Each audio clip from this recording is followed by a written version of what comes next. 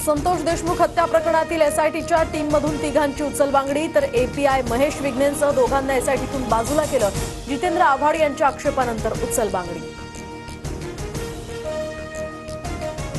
बीडमधील सरपंच संतोष देशमुख हत्या प्रकरणी सर्वपक्षीय नेते आज राज्यपालांची भेट घेणार। सर्वपक्षीय नेते सकाळी 10:30 वाजता राज्यपालांना भेटणार।